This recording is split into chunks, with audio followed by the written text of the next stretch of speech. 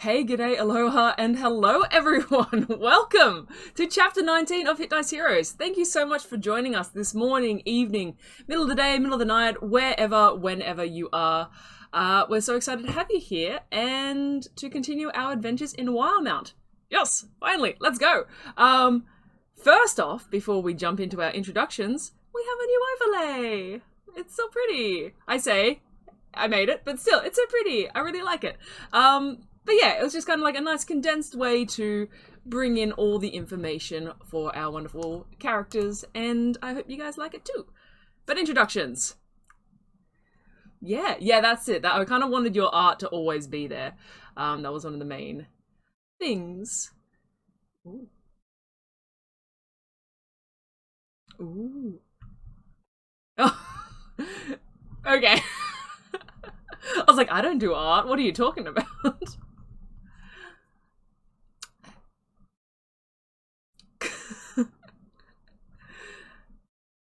Yeah, if you're looking for a stream overlay, feel free to check out my Fiverr. But regardless, hi, I'm Alana. Welcome to Hit Dice Heroes. If you haven't seen us before, we play D&D, and I am the Dungeon Master. This is how I normally introduce myself, it's fine. I am joined by my wonderful cast of players who will introduce themselves, starting with Nico.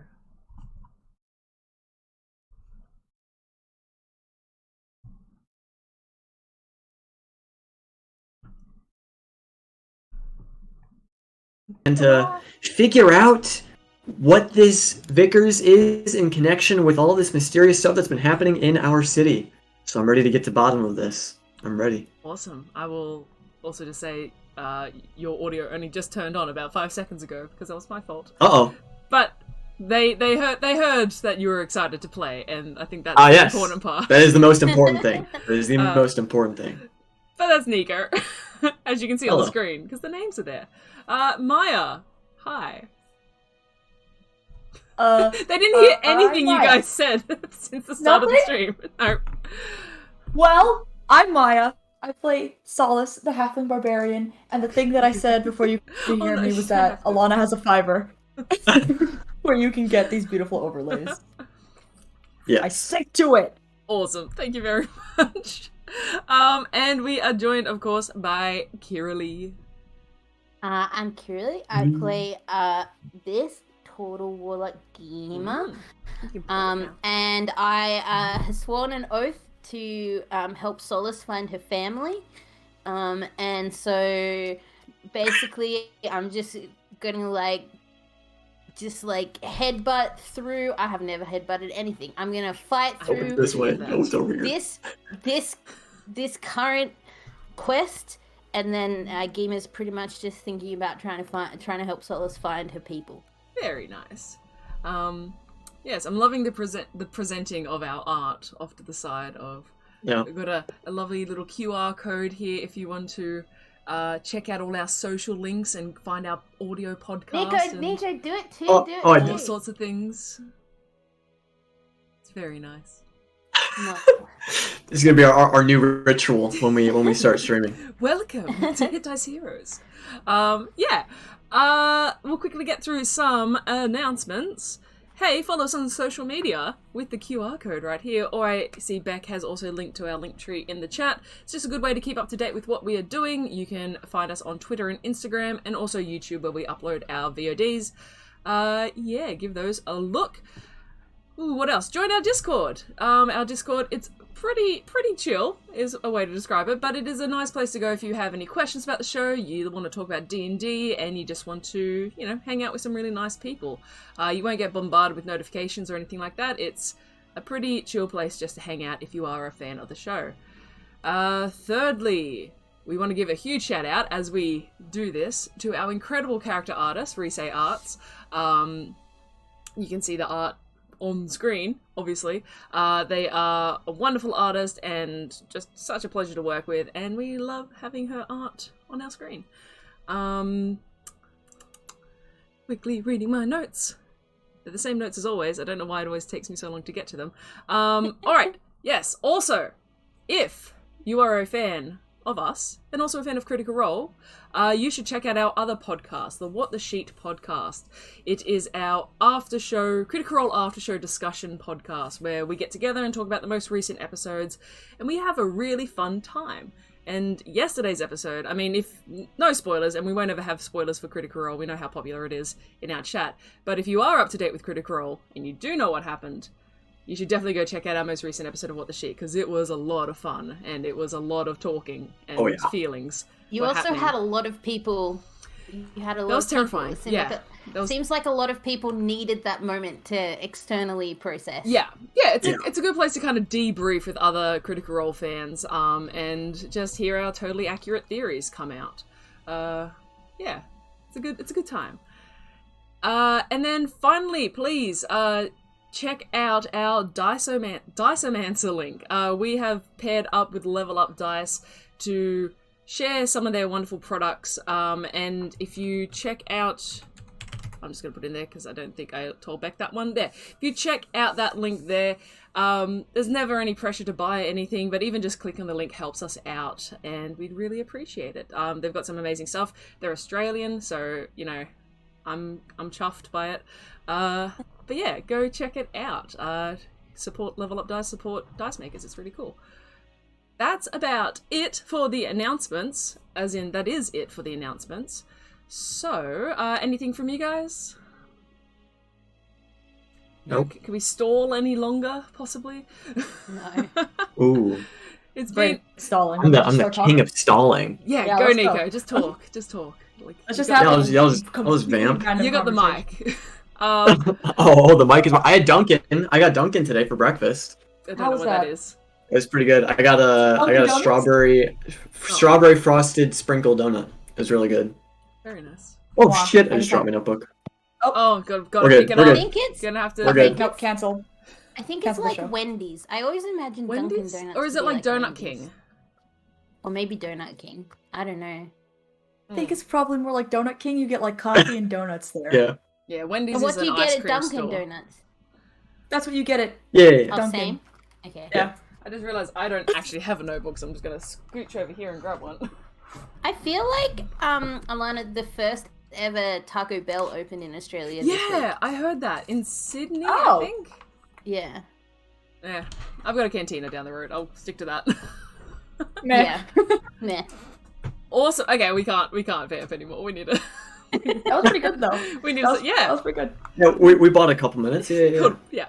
Alright, we're gonna start Chapter 19 of Hit Dice Heroes with a recap of Chapter 18.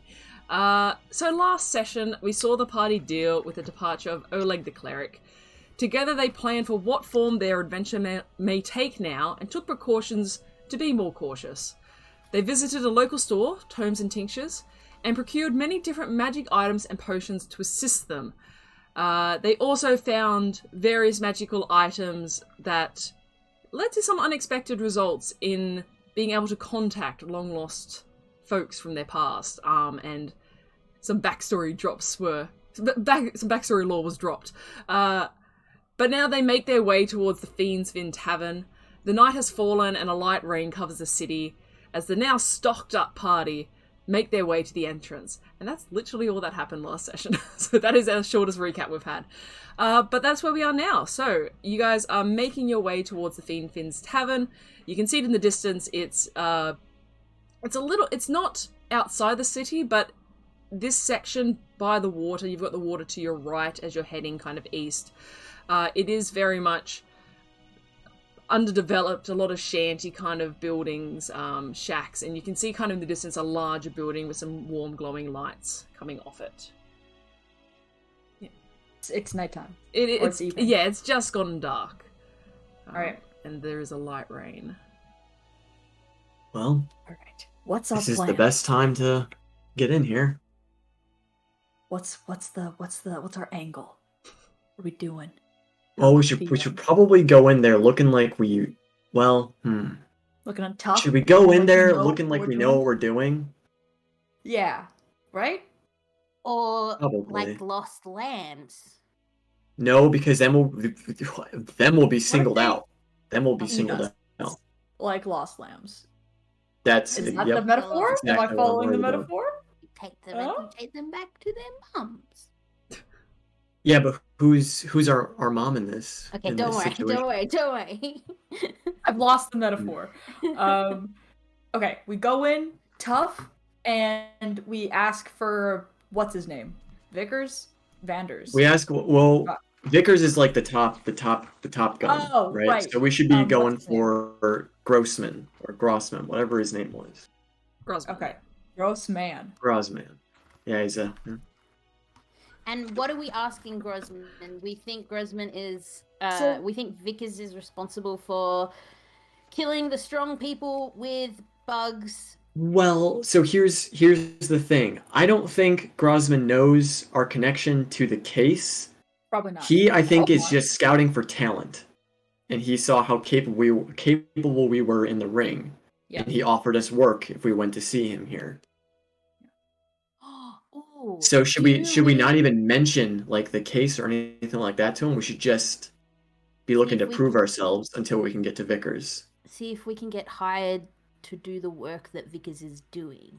I guess it's gonna depend on if we want to play the long game or not. Like, do we want to go in there and Right. try and just muscle our way to information, or do we want to try and like sidle in and learn stuff as we go?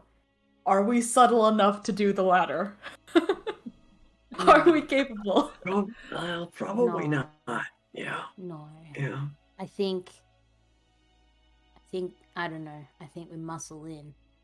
So should we go in and just be like, hi, we need to talk to Vickers now.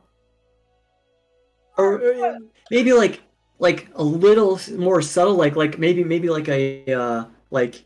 Who runs Hey. this place? I want to speak to the manager. Yeah. I Can want we to speak to your manager right now. Hey. Yeah. Service here is terrible. We could do that. Yeah, we could do that. Or maybe just let's just inquire on the work that Grossman has in mind. I think someone else should probably lead the whole conversation charge then. I'll stand in the back and I'll flex. You're the Yeah. muscle. Yeah, you're the muscle. Yeah. All right. Cool with I that. can be very persuasive. Yes, you can. Yeah, you can. Yes, you can. Hell yeah. Thanks. I needed that. Yeah, you've got two weapons on your side that definitely lend to that statement. And also, you're just so charming. You're just like ridiculously charming. It's true. Thank you. Yeah, oh, cool. Yeah. Well, yeah. That. Thank you very much. Yeah, perfect. Let's go. Cool. As you guys are walking towards, I'll just get you all to make a perception check for me. Oh, perception. My best stat. 15. 15. Oh shit! Natural 19 for a 24. Whoa. Yeah. 7. 7? Hikari, as you guys are kind of walking towards, it's still a little ways off in the distance. Everything kind of around you, it is very dark, and especially with the rain, it's a lot heavier. And you kind of naturally, I don't want to use the word paranoid, but you kind of naturally constantly being on the lookout for things. You don't notice anyone following you, but you do notice of all the shacks kind of leading up to this place, like they're all pretty decrepit. You do notice one a little further off, a bit closer to the water, has a light on. And it seems strange because these are kind of boat shacks and you wouldn't imagine anyone being out here at this time of night. It just kind of pings in your head like, oh, that's a bit odd that there is a light there. And you may do with which you want. Cool. What do you think they're doing over at that house? I'll Isn't point that a out boat? the light on. It's a small shack. It looks like an outhouse almost. Oh, I thought it was a boat on the water. I'm Sorry, sorry. no, it's like a boat shack. Got it. Yeah. I still say, isn't that a boat? Geema. Yeah. You want to have Azukar take a little look-see loo at what's going on over at that shack? How far away is it? From where you guys are, probably about 100 feet or so. Yeah. I go to Zuka. Go go around and see if you can see what's happening in the window of that shack. Yeah. Yeah. Oh, that's my sugar glider. Yeah, your little sugar glider kind of leaps the 4 or so feet from your shoulder to the ground and starts, probably not so happily because it is raining quite heavily, starts kind of, scurrying over towards the shack. Do you kind of engage the vision with Azuka? Yeah, yes, I engaged the vision. Engage the vision! Yeah. Engage. You look through Azuka's eyes and you see as, is Azuka... female? She, because that would be cute, because then she'll have a pouch. Oh, that is actually really cute. Yeah. So Azuka, yeah, she kind of climbs up and she's looking around, and it is this small kind of shack. It is about the size of an outhouse, but as she looks, it's one. Actually, no, make a perception check. I should at least get you to check for. You can use your stats though. Oh, I do, because I do have stats. We'll say perception or investigation. Up to you. I don't know.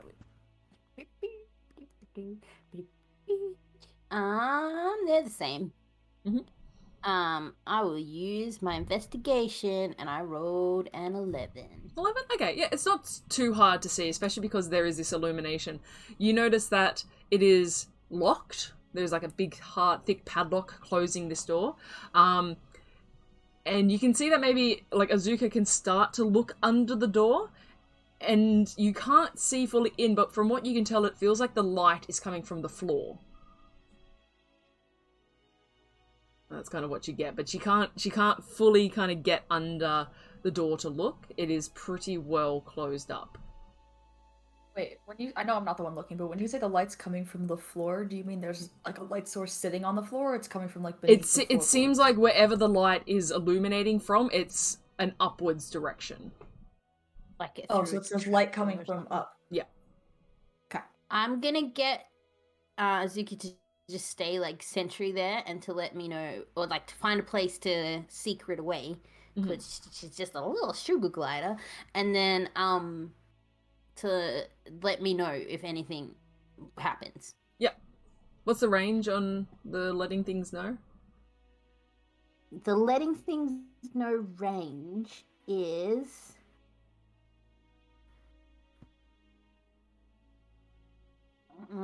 I'll get back to you. Okay.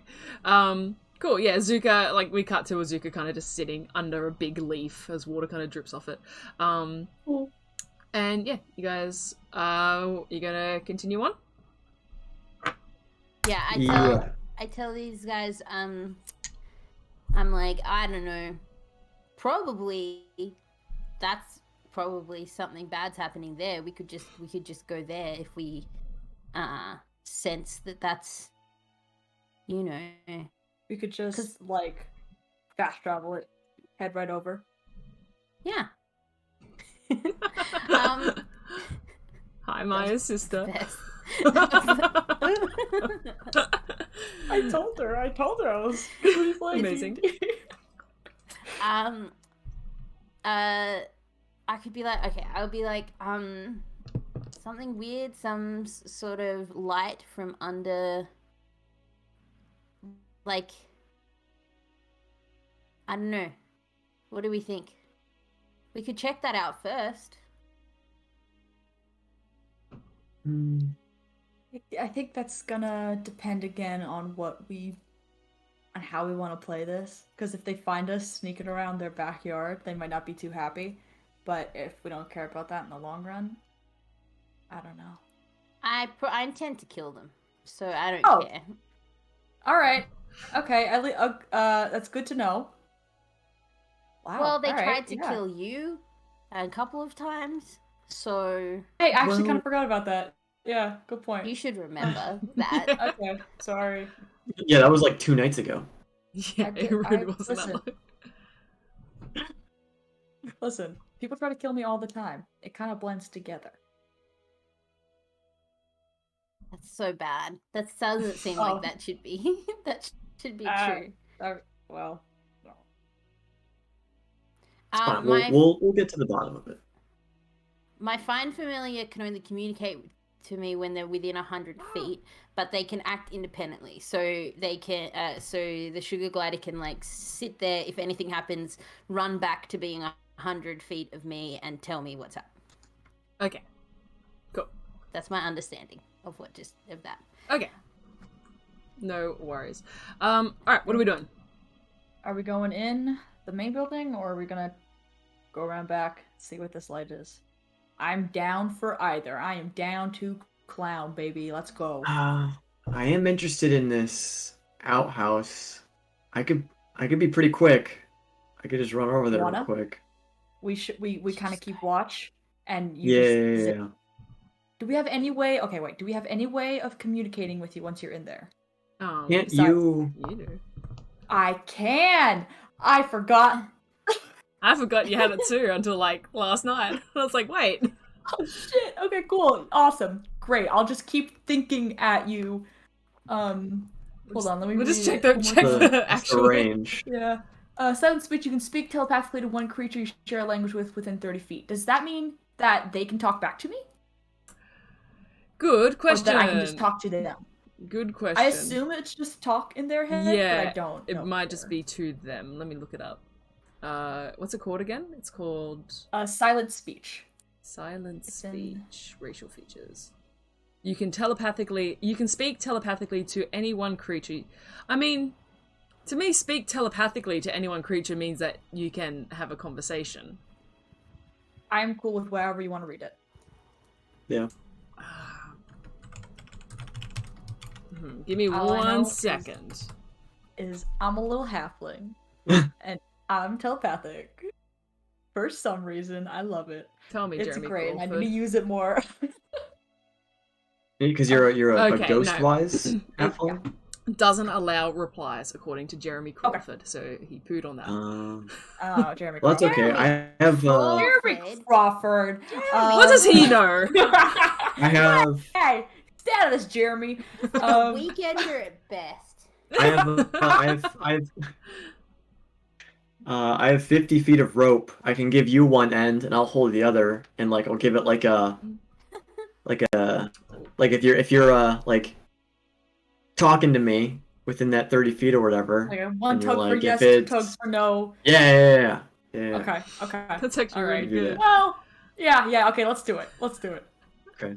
All right, I'll get out the rope. And then And Solace one end. Collectively talk to the ways that we have magic and work out next level of how to get a communication. I mean, spell.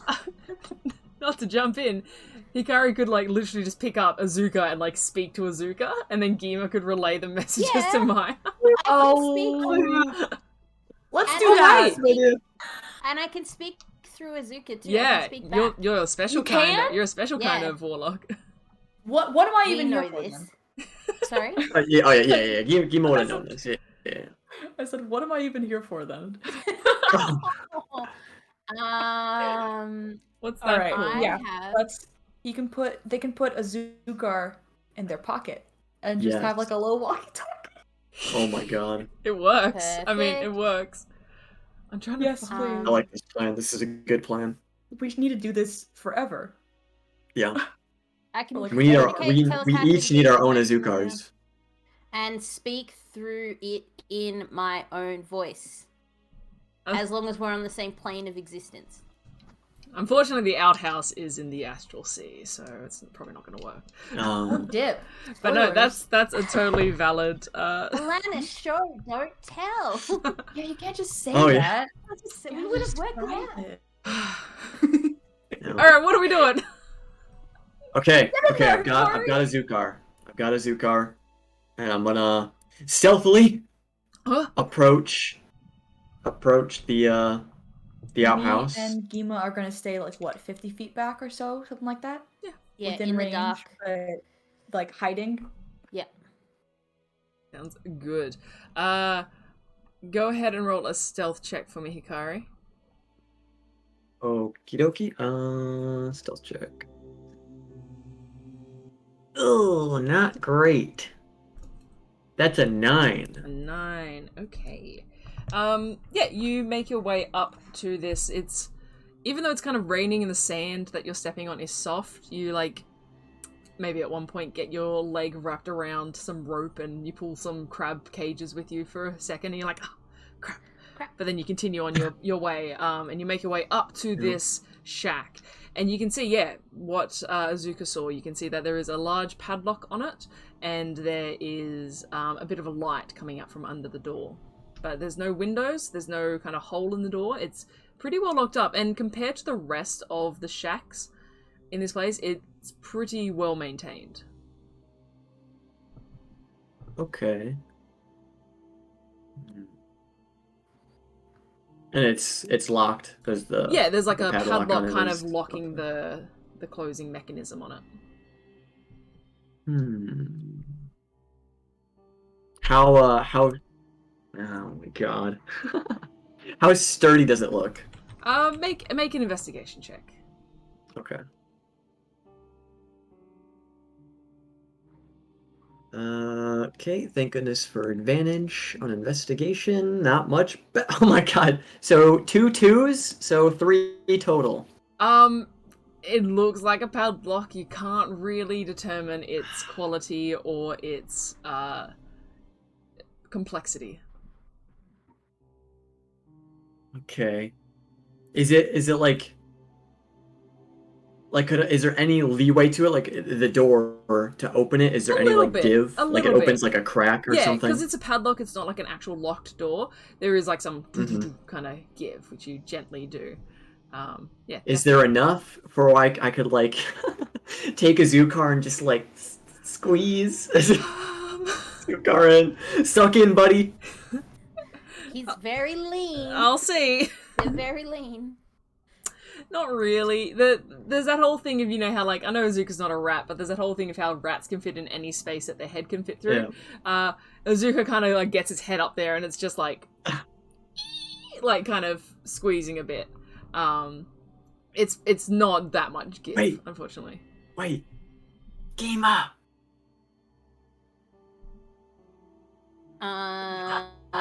You can Sugar Glider just like looks at you. Like Azuka's nose just like goes into in the light a bit, and it like goes. Goes, yeah. You hear Geema's voice come out of Azuka. Because you can make a Zukar appear and like disappear, right? Hang on. Oh no. Oh. Oh my.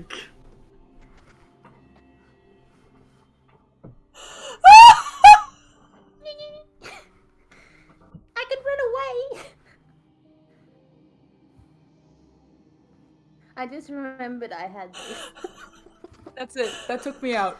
I'm done. I gotta go. Right. Oh my god. Episode's over. Oh my god. I actually do have to run and use the bathroom. Sorry. Okay. Really?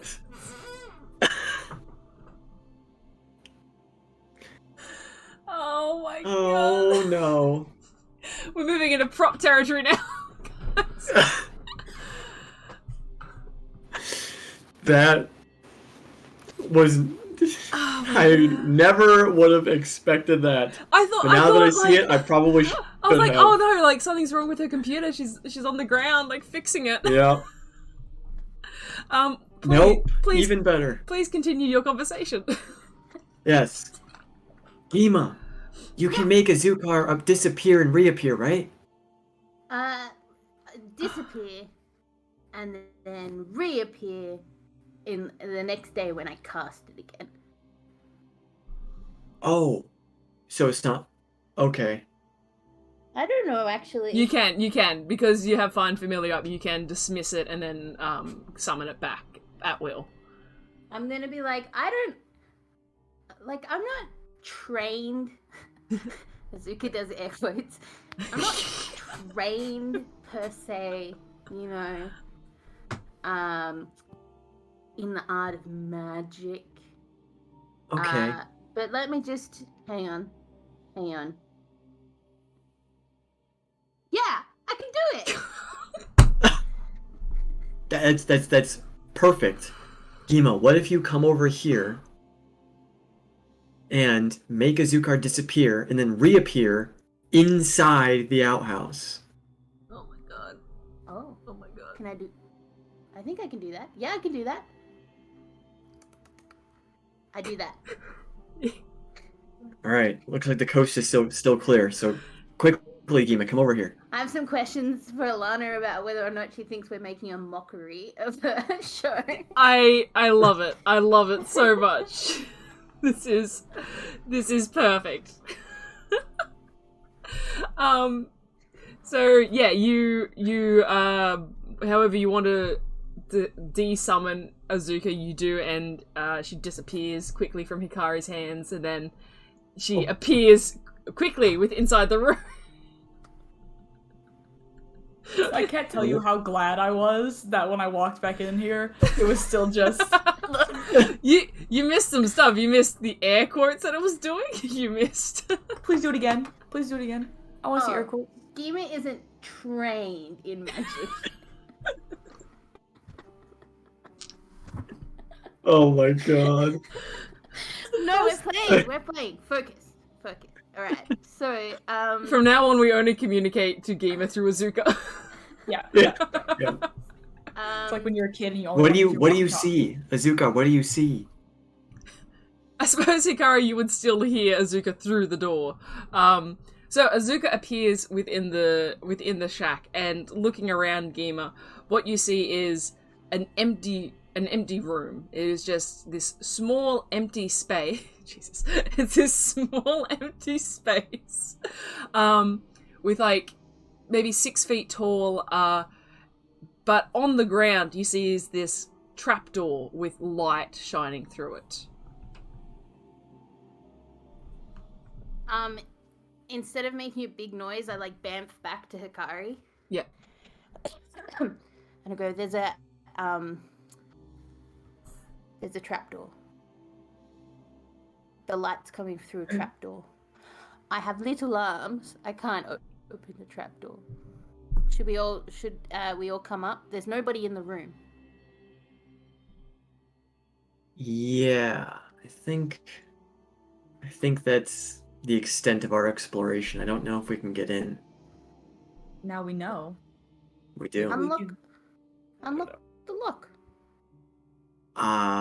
You see, I know how to do that.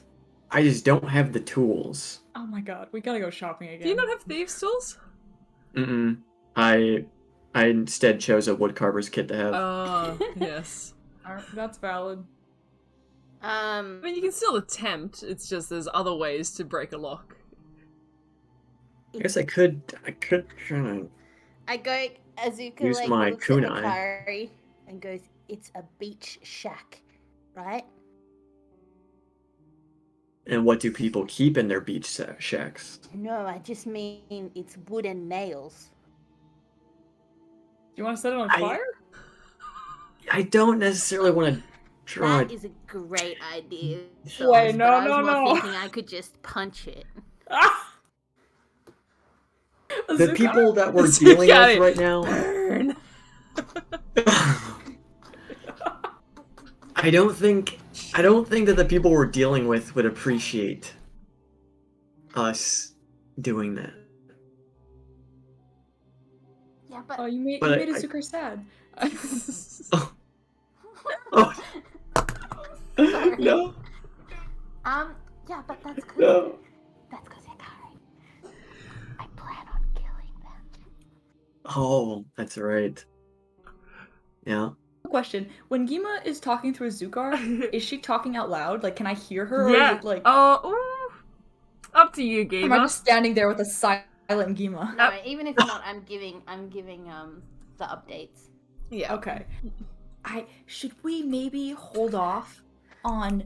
Are you okay there, Kira? It's really hard. What's hard? Doing this is hard. And your arm gets tight. Oh. That was the best, and I love That it was so much. amazing. Anyway, That broke me. Geema, should we maybe, like, because we don't know for sure that this, right? We don't have, like, exact confirmation that Vickers is, this is just, like, a lead we're following, so we don't want to do stuff with the idea that we're just going to murder them all later and then find out that they didn't do anything wrong and then we can't murder them or shouldn't murder them. and we left a bunch of holes in their house, you know? Okay, well, let's go sort it out, but I feel pretty sure. But Pretty ready for murdering? not murdering, just bringing justice. Okay. Should I tell Hikari to come back? Yeah. I think we've done a good amount of exploring, probably, unless they really want to keep going, which is valid, and I support every decision they make. I'll come back. Uh-oh. Are we going back, Azukar? Yeah. Let's go! Alright. Amazing. Really? Really? Did Yeah. you buy that for this? No, I've had it. You've It's had from it? when I was a kid. Oh, that's And I- wonderful. It's a possum, though. It's not a sugar glider. Ah. Okay, Fair that's. I thought it was a sugar glider, honestly. Yeah. Okay, sorry, D&D. Amazing. Okay, so you guys join back up and you make your way towards the larger structure in the distance. Great, so you guys get there and you see what appears to be a tavern. And hanging down from one of the awnings, you see a sign that says the Fiend Tavern. And there's kind of like a set of horns as the symbol for this tavern. Yeah, you guys enter. I Yep. look on the sign and see if there are any fins as well as horns, because it's two-part themed. Where's the fins? Oh. Are there no fins? I'm so disappointed. It's just a set. It looks Any, almost like a set of ram's horns. Any thieves' canty symbols around the threshold of the... Make a investigation check. Okay.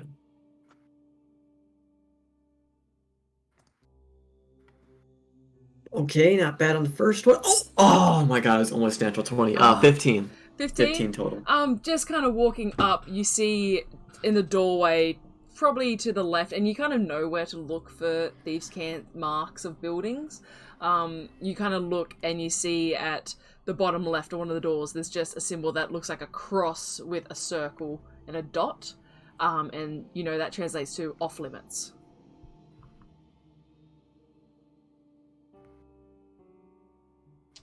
Okay.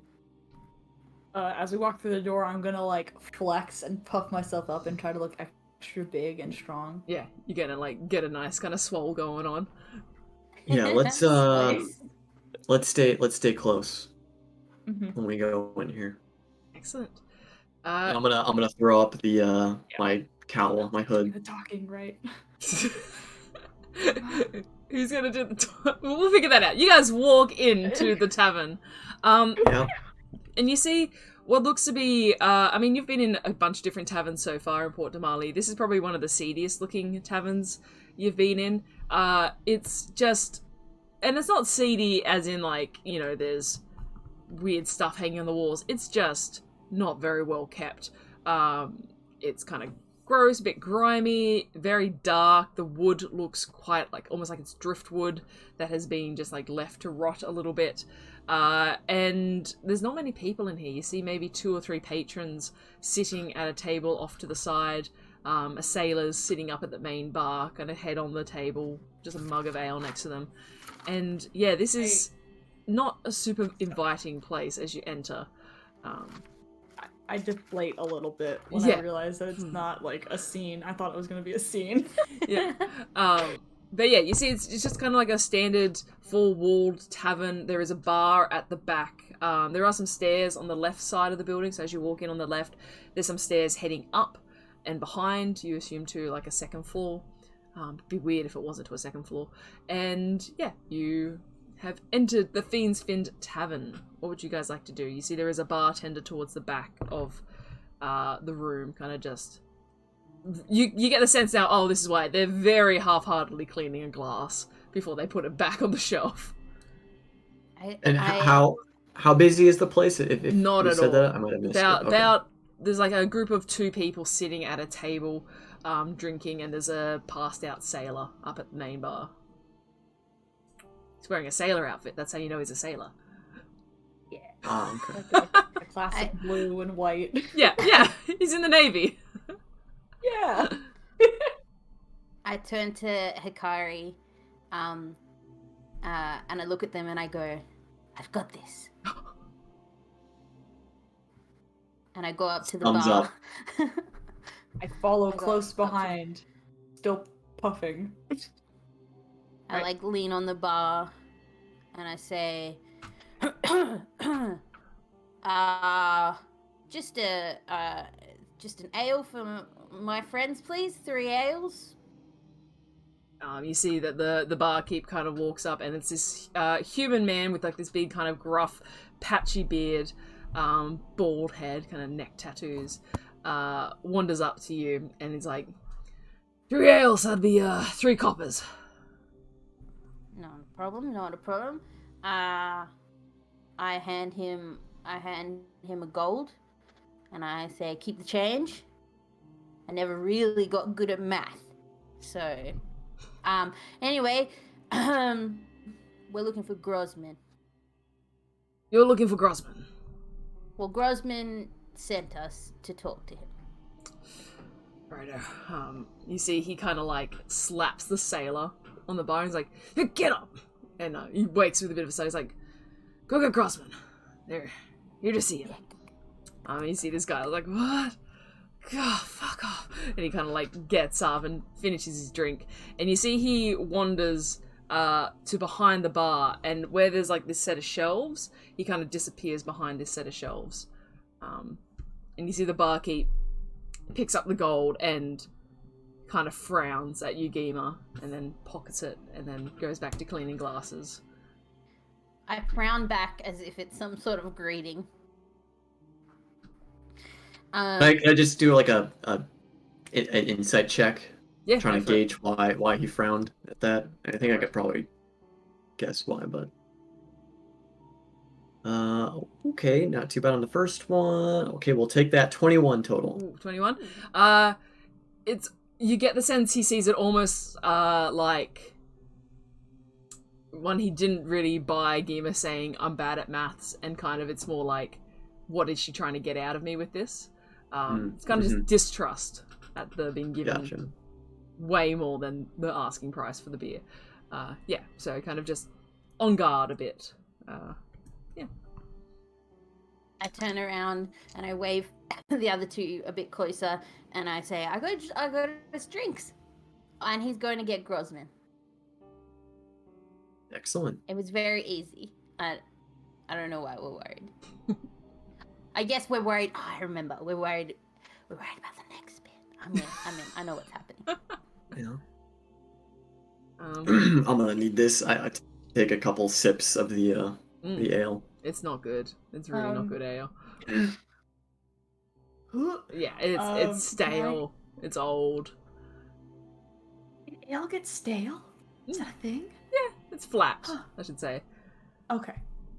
I don't know why I'm asking. Like I have any knowledge of alcohol in real life, but can I do like a glance at that shelf you said he went behind? Yeah. Does it look like there's like a hallway back there? There's stairs that I. It's kind of you like see it? I probably didn't describe it very well. It's kind of like you've got the bar, and then in the back corner there's like just some set of shelves like blocking off the back wall, and that's kind of what he went behind. So in the back right corner, he's kind of like snaked his way behind it. Got it. So we can assume there's like a room or a set of stairs or like something back Something you there. We can't quite see. it, though. Yeah. Okay. But yeah, you guys sit and you drink and you wait for probably about 15 minutes or so before finally you see the sailor return back up from behind the shelves and comes back to the bar. And closely followed behind him, you see a small gnome appear. He's like, you made it!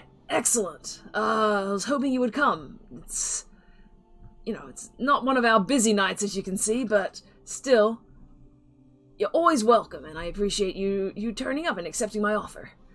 Was Grossman a gnome? He was a gnome, yes. I know. God, you got me questioning it now. No, he probably was. It's just that he's just such a large, like, personality. Yeah. And Grossman, as we can remember, Grossman is like, he wears very kind of fine clothes, kind of slick black hair. I'm just bringing up the description of Grossman here, just so I can tell you again. Yeah, kind of slick black hair, finely trimmed beard, and they're wearing very nice clothes. And I think, Hikari, you might have noticed that they were very nice clothes for especially the area you were in. Yeah, and the general sense you got from them the first time you met was, this guy's a bit sleazy. And you remember the barmaid in the Impact Fighting Tavern was very concerned when you were speaking to him. Her name was something. Oh my god, it's been such Stella. a long time. Stella, yeah, it's Stella. I like Stella. Yeah. But you see, he turns up, he's like, you interested in some fights tonight, or what's... Just checking the place out?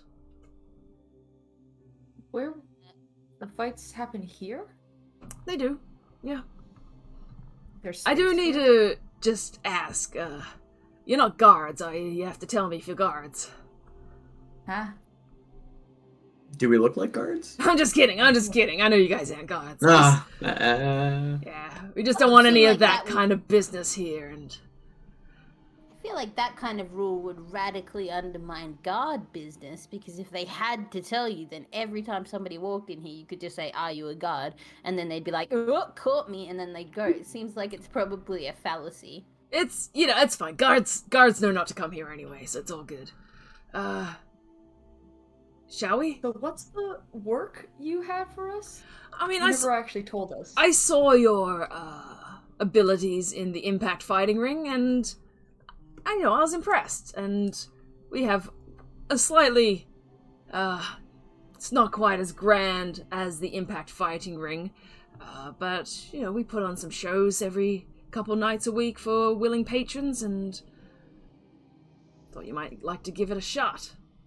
Gold to be made. What kind of fights? One-on-one, group fights, bare knuckles, weapons. Well, we tend to deal in more exotic fights. Can you define exotic? Make a persuasion check. Why am I talking? Why do I talk? I don't know. I was like, we're talking about fighting. I can talk about fighting, and then I fucking... Ow! 8. He's like, look, we don't like to share our inventory per se. Yep, nope, totally fair. I just need to know, if you're willing and able to fight, then you're on the ticket. Oh, that's sweet. And are you just the booker, or do you own this establishment? No, I am but a humble servant of my master, and I think I do it dutifully well. And, if I get to travel the city and find fine fighters, such as yourself, then it's a job well earned. Given your, this, the seedy nature of this bar, and your clear aversion to guards, what kind of other business happens in this establishment? Don't think that's necessarily any of your business. Well, if we're gonna work here too, I'm looking for fighters to put on a show. I'm looking for fighters to put on a show. You can't be bothering him because he's busy, but you can see him, you can meet him. Here's what I'm scared about, Grossman. And I'm scared that potentially you just want us to create a problem in this establishment, and you're gonna say, because there's no fighting pit, I can see. It's not like the other place we fought, and we've been reeled in before by people like, who go, hey, come and fight, right, and we'll pay you, and then you go in, and it's like an insurance scam. They just want us to have a bar brawl, and to get, somebody in trouble. Or we fight somebody, and it turns out that person, so it would just be nice to have your boss just confirm to us that... You want to see my credentials. Yeah, Yes. essentially. You want to check if you're a cop. Are you a cop? Are you Guard. Oh, yeah. Is this You have to tell a us if you're plant? guards. I'm not No, a you're not guard. agreeing to anything. He seems Didn't- still could Didn't be, quite that's make the whole point. cut to become a town guard. Look, I just need fighters. Is that something you can do? I can. Yeah, we can do it, but He kind of turns. He kind of turns and says, turns to the barkeep. He's like, "Great. Like, what do they want from me? I don't understand." And you see the barkeep's like, "I don't know. They're odd. They're really odd." Like, just kind of. We're from out of town. We're just trying Townies. to not get scammed for the fourth time we in just as want, many days. Yeah, we just want to meet the. I person understand. who love to fight. Like, for it's you. a big city and it's not the nicest of cities, but it's fine. We're from a small town, you know? Like I said, We're if you trying like to- fighting and you want to make some gold, this Love is the place for fighting. you. You can trust me. All right. How about you just give us a tour, and we'll see how we fit in. Sure. Starting with introducing You, us to you, it. you see, like, he's getting slightly more and more exasperated as this conversation's going on. Plan's working.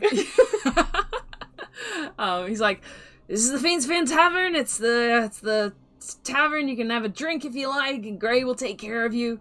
Probably wouldn't recommend drinking too much before your fight, though. It's up to you. I'm not one to judge. Come with me. I'll take you to the fighting ring." And he walks his way back towards behind those shelves. Do you guys like to follow? Mhm. Cool. Yeah. You guys follow and you get to behind the shelves and you see there is a trapdoor that he has lifted up and is climbing in to down a set of stairs. And he kind of holds it open a bit for one of you to grab the door and then start climbing down. Like, he's not holding it open for you, he's gone down. I grab it and hold it open for the other two to climb down. Cool. You guys make Alright. your way down. Excuse me. Just gonna bring up the map so I make sure I describe everything correctly. You guys make your Why do way. you need a map? You guys make your way down this set of stairs, and it leads to a long corridor. You see it's lit up by sconces, and instantly kind of getting into this place, you do go down quite far down this ladder than a set of stairs. Instantly getting into this place, it's already much nicer than the tavern upstairs. You see it's like nice cut stone, and lovely kind of carpets lining the, like rugs lining the hallway. And immediately as you get down the stairs, there are two doors on your left and right, and the hallway continues down. You see Grosman is continuing on down. And as you kind of follow and make your way, it's this kind of twisting hallway where it continues on for a bit, and then snakes to the left. Just before the junction, you see a large ornate door to your right, and various other kind of what looks like just storage closets along the way.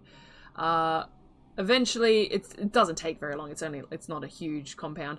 You get to the end of the hallway, and he kind of stops and he looks at you. He's like, "All right, just a heads up. There are patrons in here, and I need to know that you're not going to embarrass me or this club." Embarrassing by nature. Okay, maybe just don't talk to anyone. I can do that. Okay. And he leads you into what appears to be like this antechamber, where you see rows of chairs and benches, and you see that on the chairs and benches you see there are what appears to be people sitting and watching, looking down into this large pit in front of them. And these people are just quite nicely, quite fine. You see various races. It's probably about 10 or so people just sitting, watching, looking at this pit, and they're drinking wine and they have like grapes and cheese. It's real bougie. And yeah, he leads you into this space. He's like, "This is our establishment. Do you have any questions so far, or is this up to your standards? I don't know what you want from me really at this point." Is your clientele usually of upper class? We offer entertainment that is not as easily found, so when you have it all, generally people want something new, and we can provide that. What? But we fought in like a big open fighting pit that had a big rock in the middle of it. I mean, it is slightly under my expectations because there isn't a rock, but that's fine. My question is, what do you offer that the fighting pit we fought in last night doesn't? What's different? As I said, the entertainment's a little more exciting. But, like, we almost died. Hikari, they died. Or, like, pretty much almost, like, got the crap. What? Okay. Hikari just went down. Like, they Like, failed. Okay. Amazing. Specifically. And Ezekiel's was like, yeah, no, I saw her. I saw them go down. But I saw them get back up again. Can you just give an example of what we can expect? Question. Hi, resident beefcake over here. What will we be fighting? Each other? Other competitors? It goes on a tally system. A lion? We'll introduce you, see how the crowd feels about you as a party, and we'll see what stacks up against you. You can. I mean, if you guys want to fight each other, go for it. That's also exciting. All right. Oh, I'm still not seeing how this place is any different, but as you kind of, I'll say make a perception check, everyone, as you're kind of like looking around and trying to get a lay of the land. I have not rolled above a 10. I've rolled 3 different dice, 3 different times. Oh, no. That's a 5. 23. Wow, 23. Geema? Sorry. 18. 18? Yeah. You guys look, I'm yeah, well, Geema and Hikari, you would see, excuse me, where the pit is, excuse me, my goodness, it's about 5, 10, 15, 20, 25, it's about 40 feet across. It's very circular. It's almost a bit like an octagon. And you see lining the walls, the far walls, are cage doors. Oh no.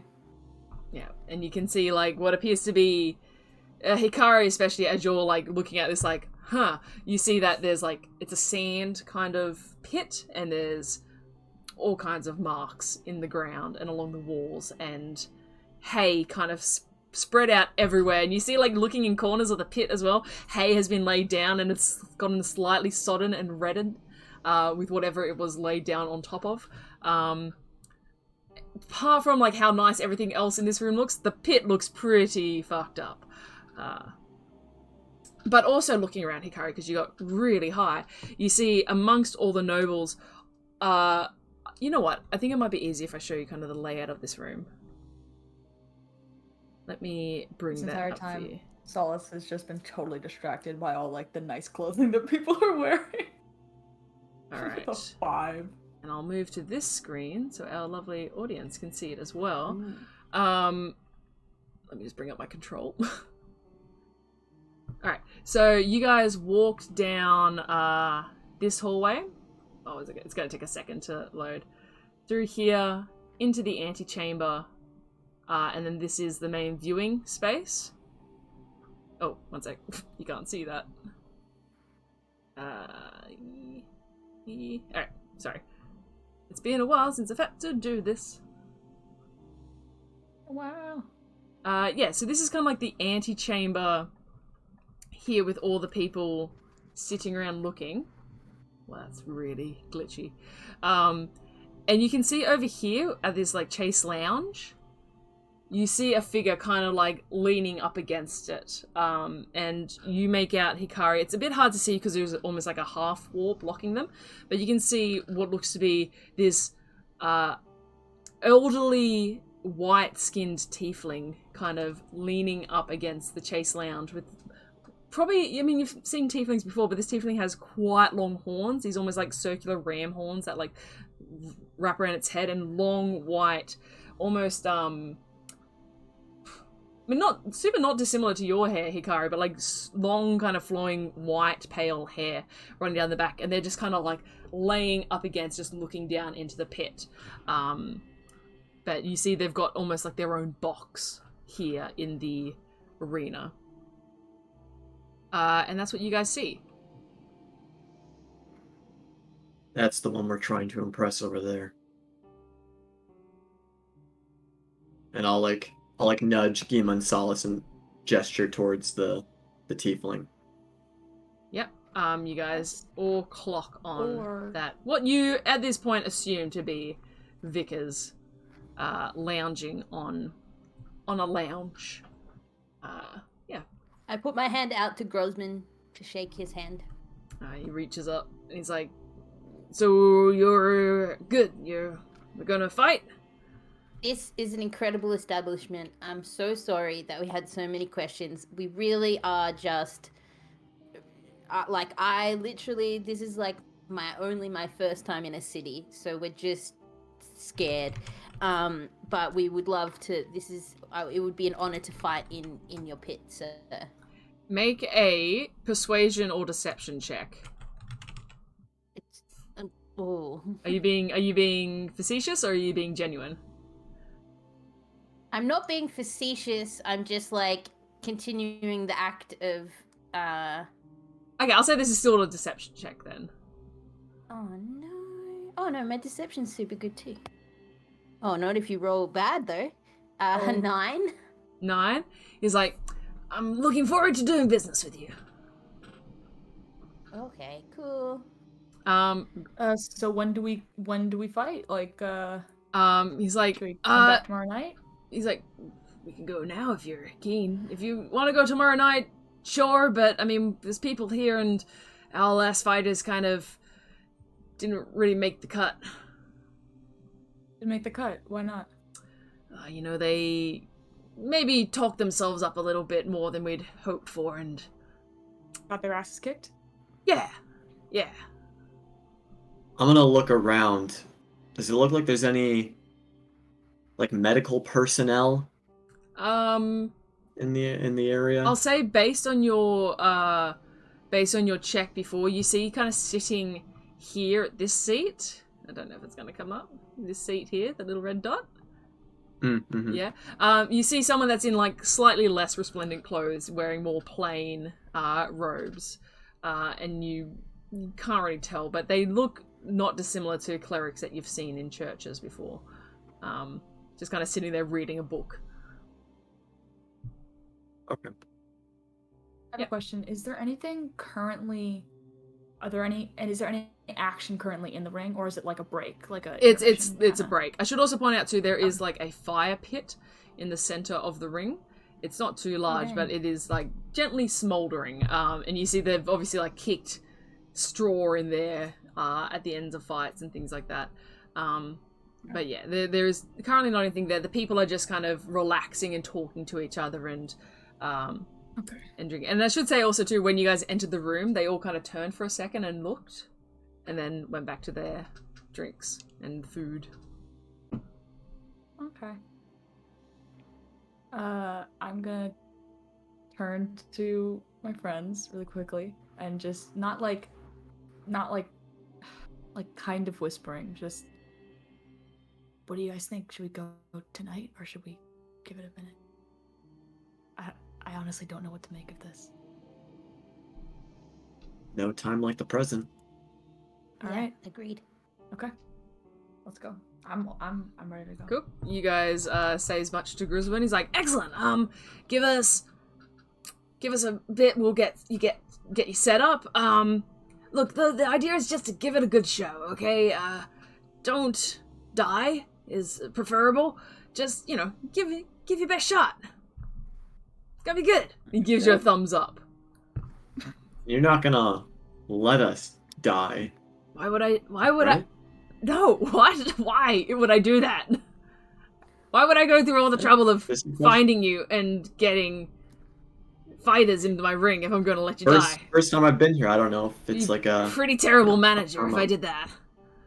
Insight check? Go for it. Okay, this is the last dice, so I haven't rolled yet.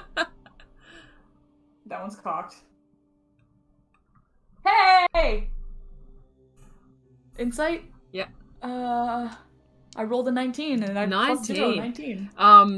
You 100% believe that he is keen on keeping you alive. When Hikari said, you're not gonna let us die, he was like, no. All right. No. Okay, yeah. cool. I start stretching. Maybe with a 19, maybe in a slightly creepy way. You got that sense from him. Oh, okay, cool. Yeah. I just start stretching. Yeah, he's like, all right, and he gestures you towards this antechamber here, which can kind of be closed off a little bit to the crowd, and he's like, yeah, just give it a good show. I'll come grab you when we're ready to go. And he wanders back off, and you guys have a moment or so to yourselves to. We're in a little private, as private as can be. This is like where you come in. Like here is the main entrance, but no one's really coming in at this point. All the patrons are here, and you guys have this space. You see, there's like weapon racks here and armor stands, and there's like water. So there's a kind of like almost like a locker room section of this map. You guys have a few moments to yourselves. Okay, guys. Yeah. Okay, I'm not. We know that I'm not the. We know that I'm not the most. What if the exotic is like the worms? What if the exotic is like the worms, and they put the fucking worms, or maybe they don't even know. Maybe they've got like some exotic animal that's like infecting them with parasites. Yeah. Or even that. Yeah, maybe something got out from here. Maybe something like there isn't like a secret underground thing. Well, there is. There's this fighting room, but like something escaped, maybe. Really, really, really quietly, remind me. One last thing. Sorry, I should just point out because it is important. Hikari, when you were noticing those cage doors, they did progress in size. So from the first one, it was quite a small door, and they did eventually get bigger until right at the back of the pit, there was a large cage door, which was actually like boarded up and had like metal plates tied around it. And that was kind of like right at the back of the pit. I should just point that out because it's too obvious not to notice. Sorry, continue. Okay. But an actual person got sent after you, Solace. Yeah. Not an animal. And I'm trying to remember the reason why we are interested, I'm saying this very quietly, in Vickers was because we thought he was connected somehow to the death of that one, like, bodyguard, or was it connected to the assassin who was sent after us? I'm having so what happened, we had an assassin sent after us because we were questioning that jeweler, that asshole jeweler. Oh, hate that dick. Because his bodyguard had died Yes. and was replaced by someone else. So we were questioning him, and he was super dick because he's a dick. Yeah, he was big dick. And so an assassin was sent after us, and then his new bodyguard clued us in on Vickers. Oh shit! And then we never saw her again. We were supposed to meet up with her. Okay. I think we gotta just do this and find out as much as we can. Yeah. And when he may have noticed us. He may have noticed us already. And Grosman may have been tasked to seek us out in particular, because if we were able to take care of one of his assassins, obviously we're capable. So now maybe he wants to use us and see our capabilities firsthand, and that's why we were brought here by Grosman. Kill us in his pit. Or that. I said we go for it anyway. Yeah. But the other point I'm trying to make is, whether he's seen us already or not, since we've entered, when we go into that ring, he's most likely going to know who we are. Alright. Are we all cool with this, though? I think it makes the most sense. I think so, too. Oh, I have an idea. Okay. I make sure nobody's listening. Make an investigation check. Excuse me. I rolled nothing. I rolled 7. Okay. Nothing. Go for it. Nothing. I was just gonna say, if we do get confirmation while we're fighting that something bad, like that it was their fault, or like, I don't know, suddenly a purple worm comes out of one of the holes or something. Something confirms to us. Something confirms to us that it is these, that the problem stems from here, like we think it is. Can we then just like turn to the audience and be like, this is what's happened here, how dare you, and like try and get them to turn on Vickers or something? What if they kill the audience? Who they? I don't know. Like them? Like if they, I don't know. I don't know how this. I would agree with that if we had some semblance of influence in this establishment, but we've only been in town for 2 days. No one knows who we are. So maybe once we get the confirmation, we just go back to, I want to say Vandrin, but that's not their name. The name of the person who we're working for at the Valos, I think. Valos. Yeah. I think they're a drow, maybe. Yeah, they are. They're a drow who disguises themselves. Yeah, that person. Once we get some confirmation here, we go back to that person. Is that right? Yes. Yeah. Okay. It's a plan. Let's go. I'm kind of excited. There's really, really little cages and really big cages. We probably should have actually told Valos that we were doing this. Too late. Wait, is it too late? Do we have that paper on us? The sending paper? Wait, yeah, didn't Valos give us that? No, I we think we bought bought it, it. right? No, you bought the paper birds last session. Oh, the birds? I thought you were talking about. Yeah. Oh, wait. When it, yes. You do have a sending stone. Oh. You have that's for something else. But that's you. If that's what you were look at my thinking of, inventory you do really have a quick. sending stone. I think Oleg gave it to Geema. What? I don't think so. I'm not going to tell you guys what it is. You guys can remember that. Yeah, our sending stone is back to the apprentice of the Yeah. That's of what the I thought. mage. Yeah. It was like one way too. I think. But I don't have that sending It was stone. one use. One use. Oh, okay. Okay, I have can- that stone. I Okay. can send a paper bird to her. And also, I have a periaptive wound closure. It's not equipped. Does anyone want it, or should I keep it? Or this is probably important before a fight. I think I have it because I have it attuned. You have it? Okay, perfect. I'll remove Yeah. it from my inventory now. Excuse me. I think it's mine. Yeah, I was just like, I saw it in my inventory, and I was like, is no one wearing this? Maybe we Alright. all have it. Okay. Do you want me to send a paper bird?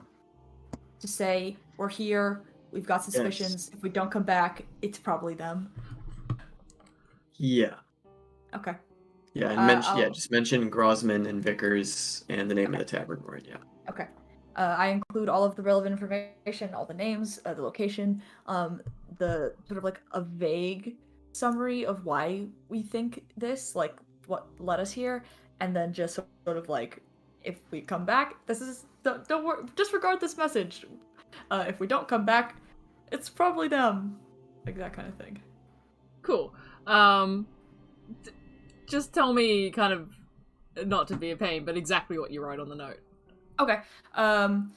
At the Fin, what's it? Fiend's Fin. Fiend's Fin Tavern, investigating Grosman and Boss Vickers.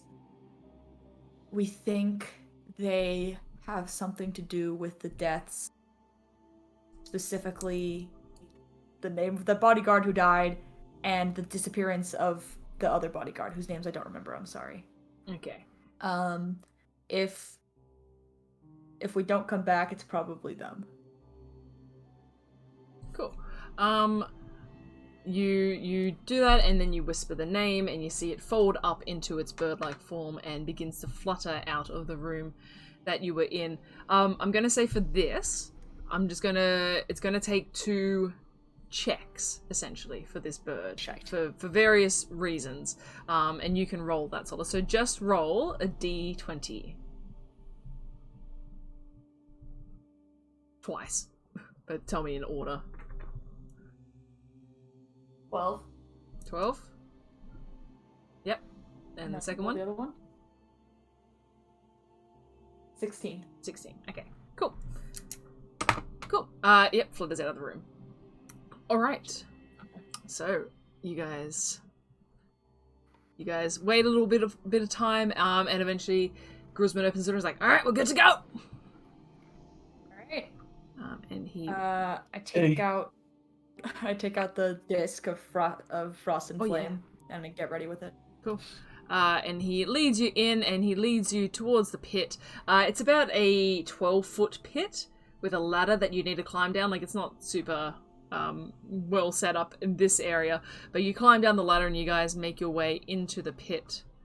I don't know why Hikari's face looks all pixely on my screen, but that's okay, doesn't matter. And you see Gruzman makes his way over kind of behind Vickers up here.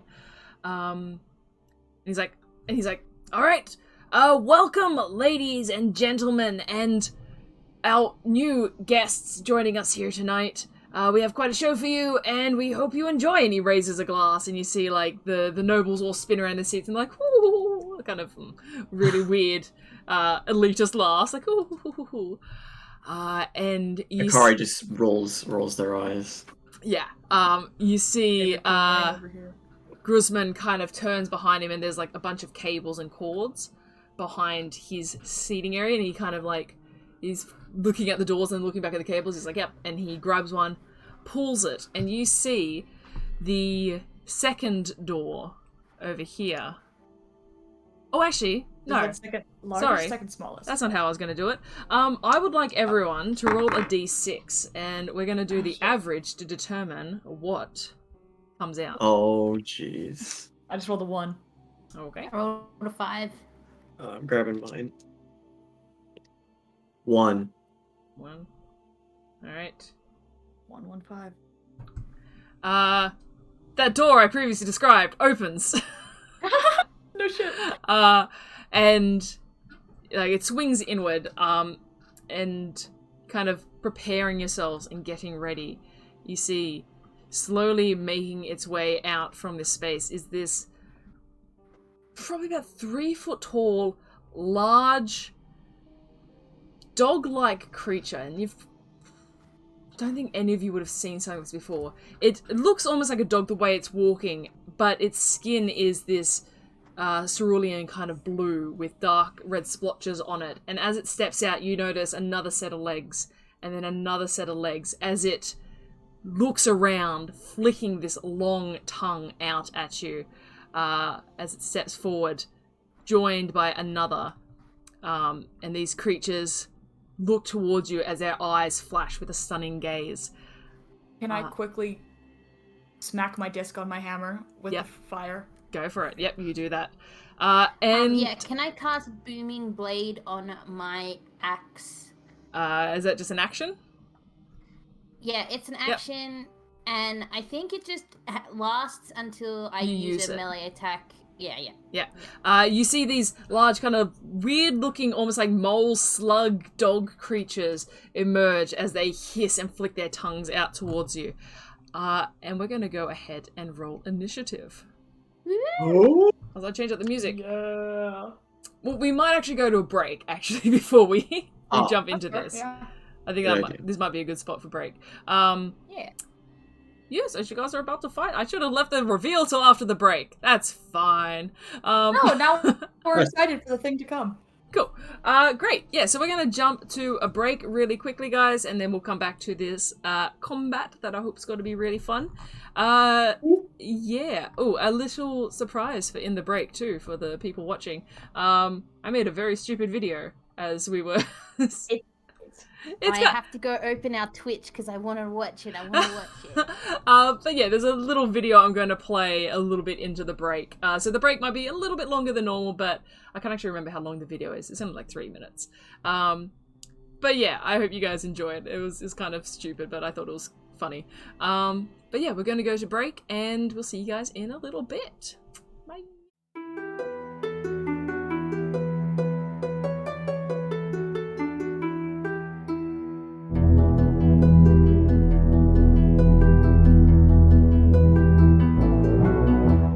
are back. Let's do this. So you guys need to roll some initiative for me, please. Oh, 4. Initiative. Initiative. I rolled before, and I feel like I need to stick to it because I'll feel bad if I don't. So I rolled an 8. An 8. 18. 18 for Solace. 15. 15 for Hikari. All right. Oh. Great. You guys start first. I'm just going to bring my map in so I can see what's happening. So you guys start first. You actually do. They rolled terribly. Solace, you start first. Can I please get you to make a Constitution saving throw? Oh, dang. All right. As you kind of begin your turn and you turn to face, prepared with your disc now stuck to your hammer, you turn to face and you can't help but catch the eyes of this creature as they flash in your direction. Shit. 23. 23. Yeah, it's fine. You kind of blink away and you are okay. I push off that weird wave, whatever that was, and I take a deep breath, exhale, and I rage. My tattoos start to glow, and a ghost appears. Yeah, you are. As you do. Yeah, this one you see, it's this female kind of. I need new descriptions for these for these ghosts. You want? I can talk with them. Like, I don't mind. Yeah, it's fine. You see, like, she's wearing, like, a long robe, and she's kind of just holding a dagger, and she's there, like, goading these creatures on. And it is your turn. Alright, I am gonna jump over the fire pit towards the one on the right side of the map. On the right just side, straight beeline towards Easy. it. Go for it. Alright. I raged, and I'm just gonna, just gonna take my attack, two-handed Warhammer swing. Yep. Let's go. Sweet Jesus on a stick. 8. 8? 8 does not hit, unfortunately. It's got, like, this very tough hide, especially as you hitting it with a blunt weapon. It bounces off, unfortunately. Alright, second attack. Go for it. That's better, 20. 20 hits. 20. When you said before, like, an 8, and I was like, what is she talking about? I had forgotten how combat worked in D&D for, like, a solid 30 seconds then. I was like, how does this work again? Oh my goodness. No, yeah, 20 hits. Okay, cool. 20 hits is a two-handed swing, so I use my D10. I didn't look at it. I wish I looked at it because I just rolled a 1. That's 4 points of damage, and then I add my rage bonus. Wait, no. You +2. That's the wrong thing. That's the wrong thing. That's +2 to attacks, though, right? No, it's damage. Yep. So that's 3, 5, and then I'm sorry. Guess it's been a minute. So you have your weapon damage, your weapon modifier damage, your rage bonus, and then your fire damage. Hit the lot. Yeah. So now I roll. So now I have a 5, and I roll a D4 for the fire damage, and that's a 4. So that's 9 points of damage. 9 points of damage. Very nice.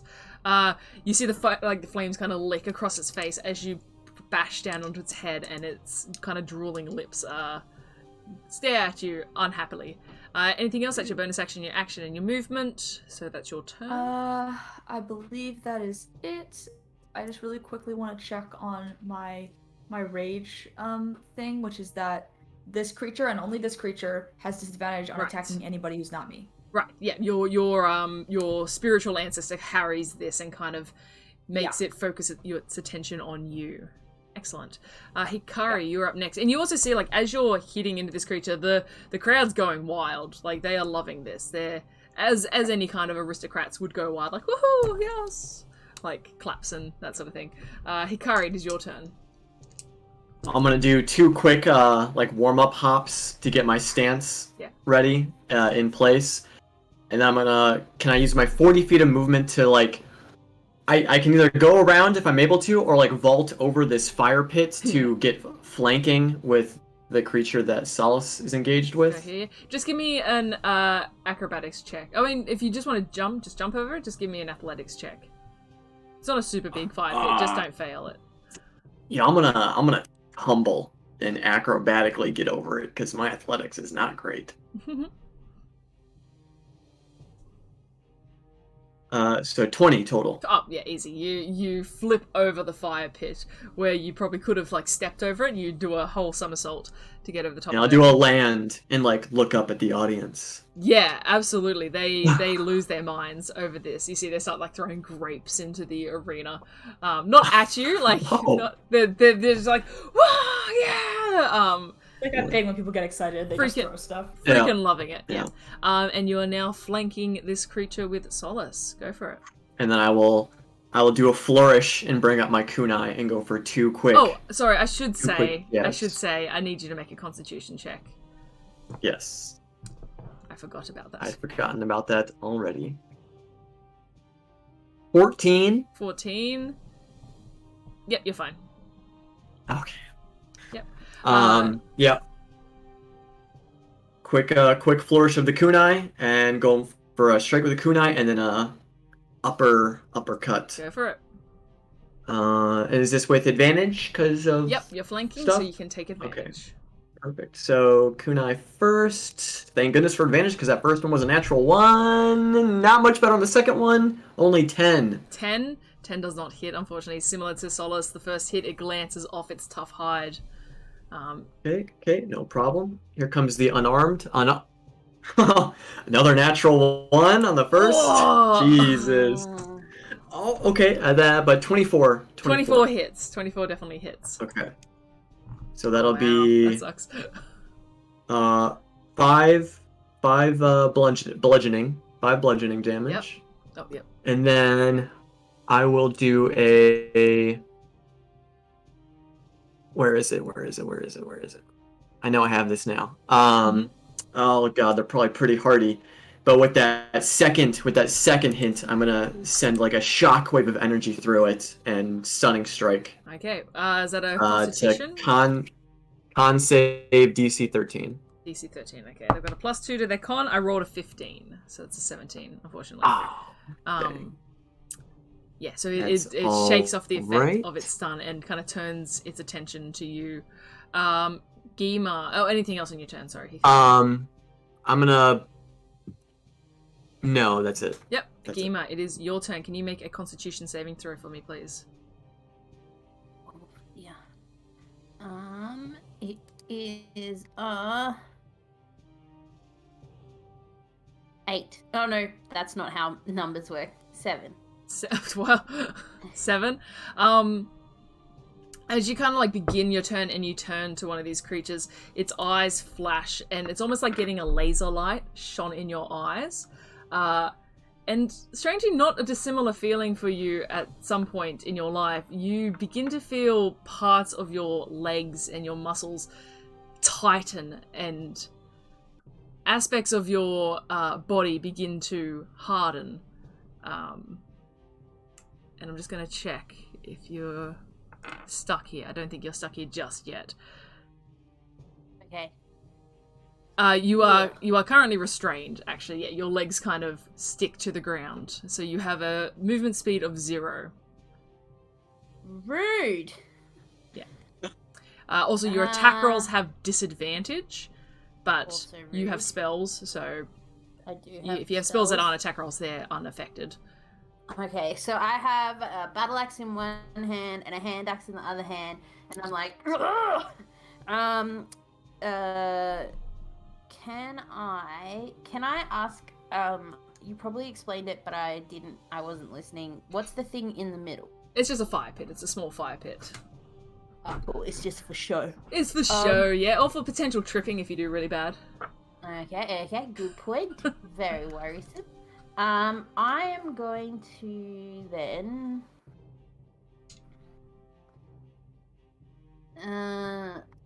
okay, I'm going to sort of like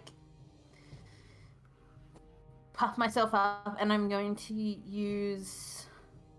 I don't know if this is a good idea. I was going to hit it with my axes. I just need a second. Yeah, you kind of like get a running start, and like with the first foot that goes down, it just hardens and sinks into the sand, and you're like, okay. And you need to adjust your attack.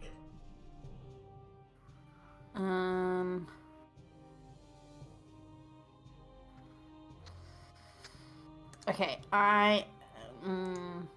I'm going to try and frighten it. I'm going to use Fey Presence. Can I do that? Yeah, you can. I'm just reading it. Oh no, hang on. One action.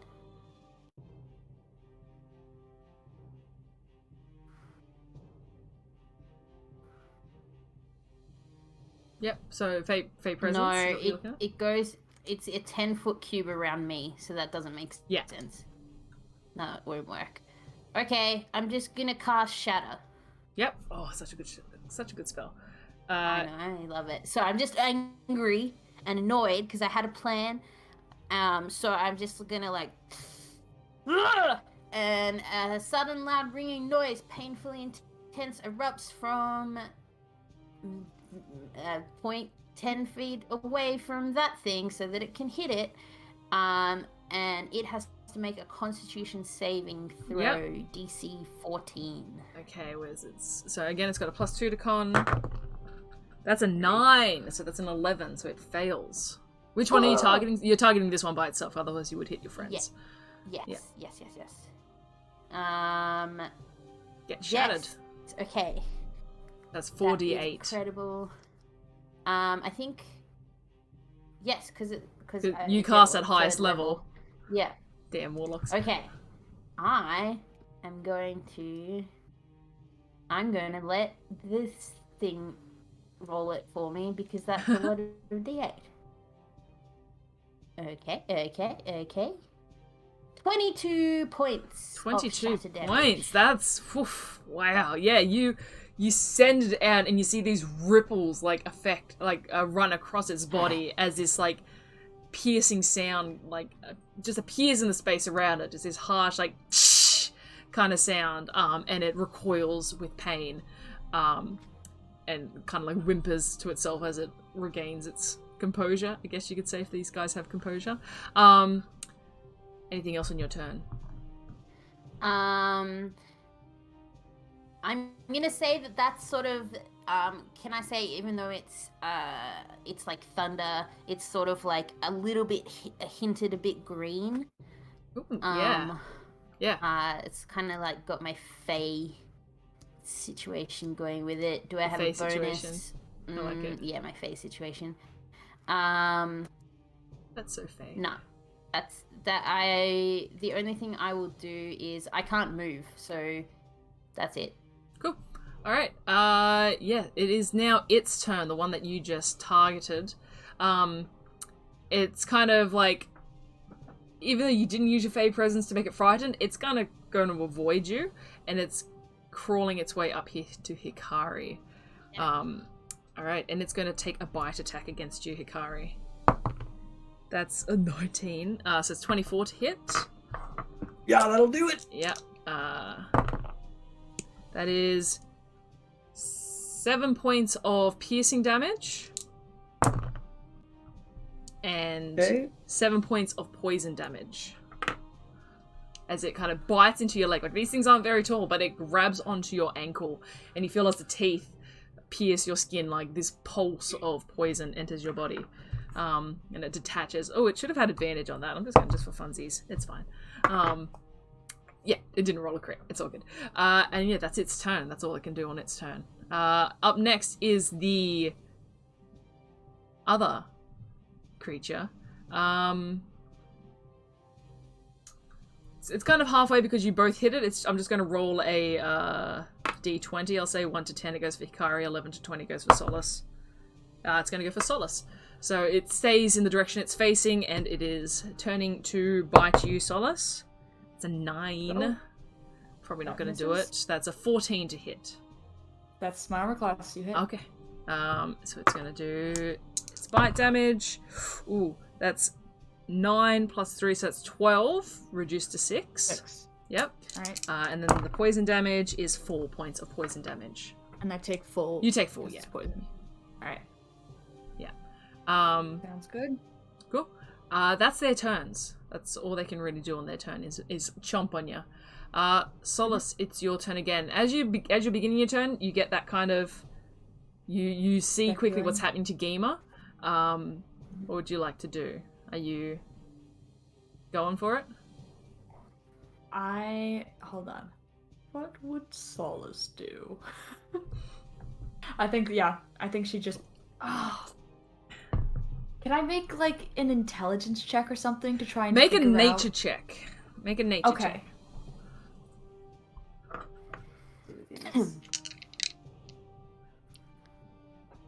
This is very quick. This is within 6 seconds you've seen this happen to Geema. 13. You've never really seen a creature like this before.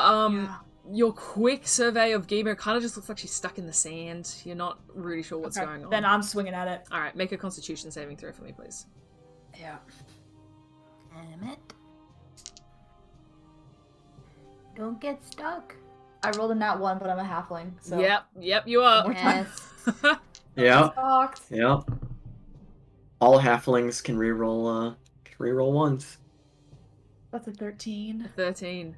As you kind of like go to swing and you're concerned for Geema and you see Hikari getting hit and you go to swing down of it, you meet its gaze and this kind of almost like a brain freeze hits your brain, but you shake it off and you continue your attack. Oh, Alana, you just scared the fuck out of me. I didn't want to be paralyzed. Okay, yeah, I swing for the eye then. I'm aiming at its eye and I swing. Brutal. You do have advantage on this because Hikari is behind it. Okay, it's a 19 plus 6. 25. Yeah, that hits. That definitely hits. Alright. I aim right for its eye. That's 5 plus 3, 8 plus 2, 10 plus fire damage. 14 points of damage. 14 points of damage? Again, forgot how to play D&D for a second there. I'm like, why is she telling me this? I'm having like such a disconnect. 14 points of damage. You kind of like pop one of its eyes out a bit. Like it's still got that weird glowing sensation, but it like squishes its head and you hear a bit of a crunch and it's like, ah! It's not happy. But it's still there and it's still quite angry. Angrier than when it started. Understandable. Was that just one of your attacks? That was... Oh god, it was just one! Holy crap! Sweet Jesus. Oh, a basket. Okay. Oh my god. I missed one of my attacks too. I forgot about that. Yeah, it's fine. It's been a while, guys. Yeah. Okay, that's another 25 to hit. Yep, that hits. Where's my d10? That's 4, 7, 9, and 10. 10 points of damage. 10 points of damage. Even more so on this second attack, as you kind of go down and then hit it towards the side of its head, it topples. Aim for another eye. eye. You aim for the other eye. It topples slightly and it's struggling to regain its footing. That's your turn, Hikari. Can I close my eyes? You can at the start of your turn. Okay. Yeah, Hikari, your turn. Okay, I'm just gonna continue. Deep breath. I'm gonna continue unleashing a flurry of strikes against the one in front of me. Go for it. The the one that Solace just hit? Yes. Yep, go for it. Yes. So, first strike with the Kuna. I'm sorry, can you please make a constitution saving throw for me? Yep.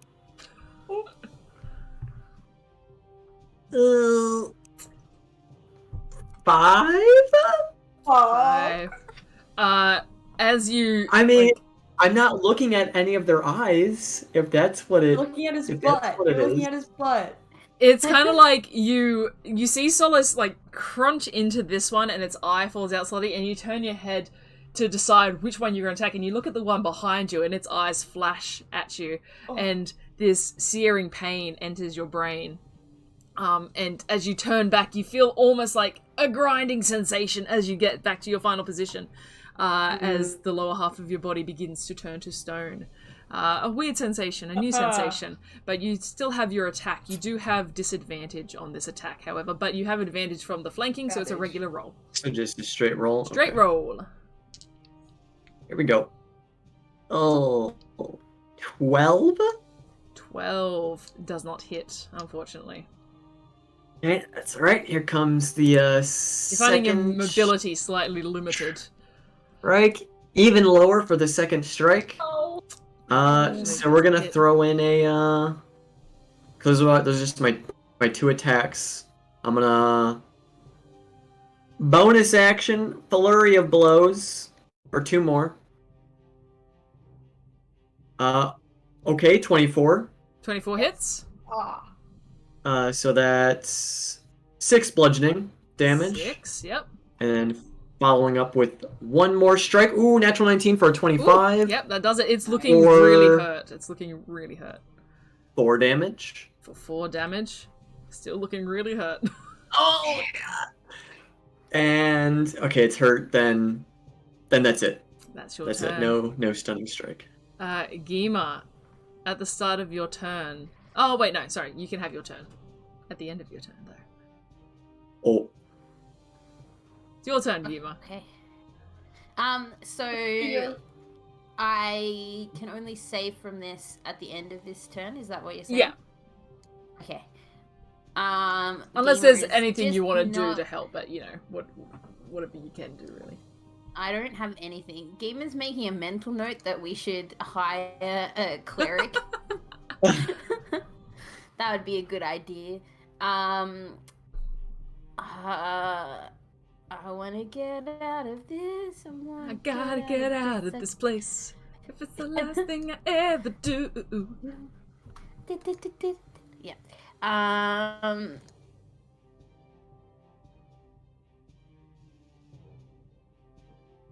I'm so lost. Okay. I was gonna run in double axed. And then I had this whole time to make a decision, and I was just Geema, just watching my friends getting beaten up by big lizard dogs. Some of the beating up. A little bit. I guess I could just... I don't even have a really good line of sight.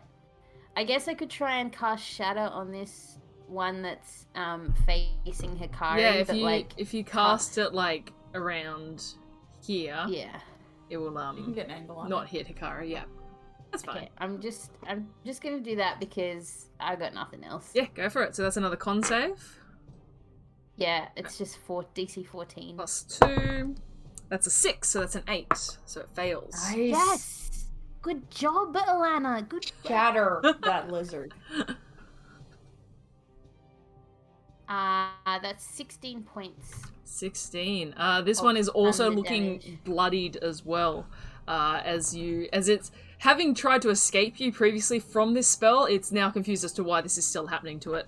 And as you cast your spell and you see that it crumples and you feel a bit of relief that maybe these things are, you know, you're almost got this. I need you to make a Constitution saving throw for me, please. Now let me be free. Oh, Oh no. I rolled a 7 again. 7. Same one.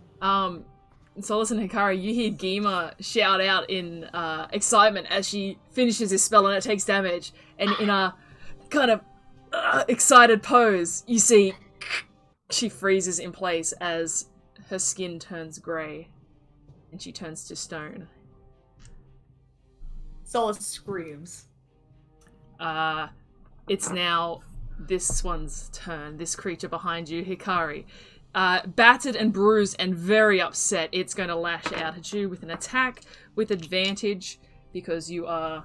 It's technically like double advantage, but that's not a thing. It's going to lash out at you, Hikari. That's an 11. That's a 16 to hit. That does hit. That hits. You take 7 points of piercing damage and 5 points of poison damage. Okay. That's its turn. The one in front of you, Solace, is going to lash out at you. It doesn't have advantage. That's a 17 to hit. That hits. You take, oh. That's fine. I didn't add the modifier, I think, to Hikari's attack. I can't remember if I did or not, but I don't think I did, but it's fine. That's 8, that's 11 points of piercing damage, so 5 points of piercing damage to you, Solace. Mm-hmm. And 4 points of poison damage. Alright. And that's their turn. Solace, it is your turn. You see Geema to your side has frozen in position. You're not fully certain exactly what happened, but you do see that the skin has turned this kind of stone cold grey. I'm loving it, Kiralee. Keep it up. It's perfect. I know. I was, for a second, I was like, oh no, she froze. But you see this creature here in front of you. You also now see behind you Hikari in a similar position, grey kind of creeping up their legs. And once again, you look towards this creature. What would you like to do? Solace does, like... she does, like, a sort of, like, exhale, like she's trying to control her breathing, and it's not going well. And she's going to attack the one in front of her. Okay. I got advantage still because of the flank, correct? So first, I'd like you to make a Constitution saving throw. Oh, fuck. I said that, didn't I? I didn't say I closed my eyes. Shit. Oh, if I get frozen, I'm gonna be so pissed. I'm gonna be furious. 9. Kind of distracted by Geema and seeing what's happening to Hikari, you go just furious. This your gentle, composed rage fading away to this more deep-set anger rage that you try to suppress begins to boil up, and as you go to swing down, you get a flash in your mind, and that brain freeze that you felt before becomes so intense, more intense than you felt the first time, as you feel your muscles begin to lock up slightly. You do have your attack. It is at disadvantage, but you're advantaged with flanking, so you can make a regular roll against this creature in front of you. I recklessly attack? So, yes, that would give you advantage. I recklessly attack. Yeah.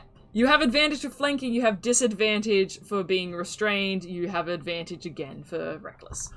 Okay. Oh my fucking god. We're all good, guys. 12? 12? Glances off. This thing, even though it's at death's door, it is still managing. And as you've never felt this kind of weight, it's like almost like it's weirdly starting in your elbow. This weight that you feel, it just throws your swing off and you completely miss it. Okay, one more. Better. 20. Dirty 20. Yep, that hits. Alright. 6 plus 3, 9 plus 2, 11 plus 2, 13 points of damage. 13 points of damage. I'm going right down on its head. And you do. As you come right down on its head, you see its head split from the impact and spread out across the ground. You see this creature is no more. Oh wait. It's both my attacks. That is both your attacks, yeah, and it is now there in front of you. You would assume it's difficult terrain, but it's not that big. That's the end of your turn. Hikari, your turn. Okay. Well, I'm kind of locked in place, so I can't exactly turn around. It's fine. Like, it's the flavor is that you're restrained and your speed is 0. You can move in your space. I'll give you that. I'll say only one of your legs, so you can kind of pivot. Okay. Okay, but I'm closing my eyes. Yep. Just make an intelligence check for me before you close your eyes. Oh, whoops.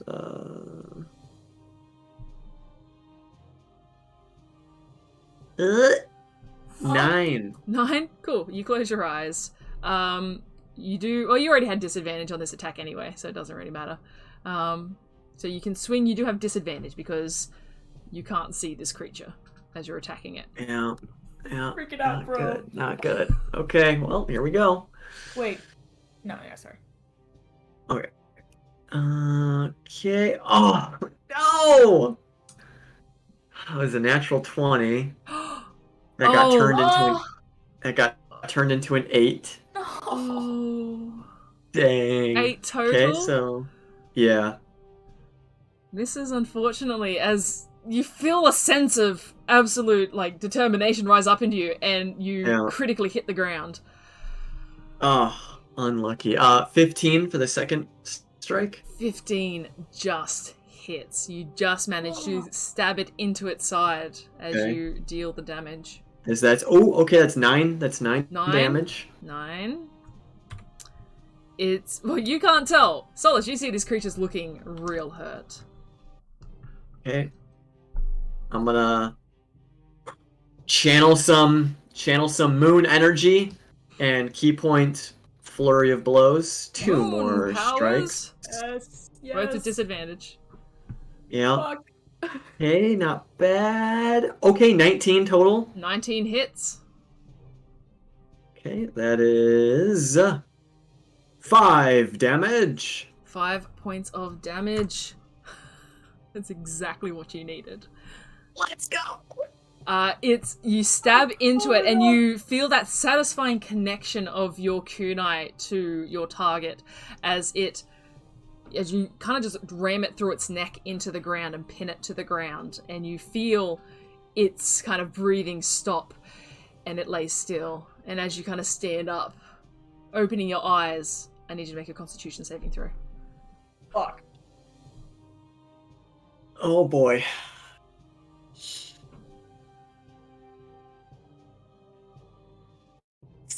Six?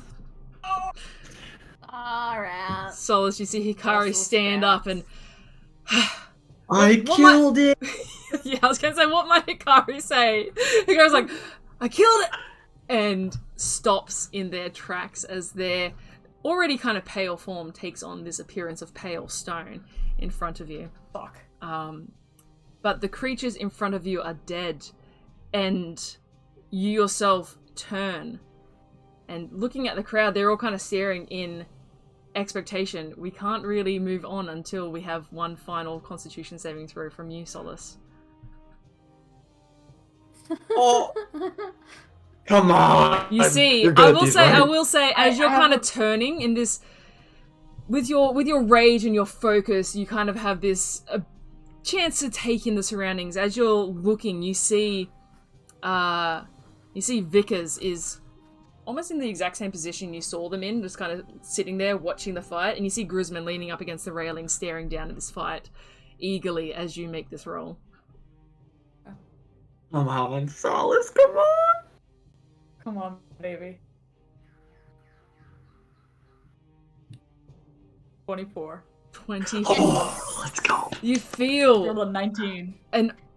an expression of freedom as you see your friends stuck and turned and not sinking, but like almost sunk into this sand with their newfound weight. And you just will it to stop. You focus your mind and you will it to stop, and you feel your muscles relax and soften, and you are free from this petrification. I take 2 steps towards the main balcony with Vickers. Yeah. And I say, there better be someone who can fix that. I'm looking right at him. At Vickers? Yeah. Make an insight check. Insight. Come on, baby. Nope. No? Nope. 2. Kind of just stares at you sternly, not saying anything. And you see Grisman's like, well, that was quite a showing. Let's see how you go with this. And he turns around and he pulls another cable behind him. Leaping forth from the first door in the room, you see this large hulking shape. Red skin with blue patches and streaks of green kind of through its body. A large, almost frog-like mouth that hangs down, almost like a red gorilla, but with a frog-like mouth and these long claws protruding from its arms. You see this creature step forth into the arena with you. It gives a roar and it charges. And we're going to finish our session there. Fuck. What? Ah!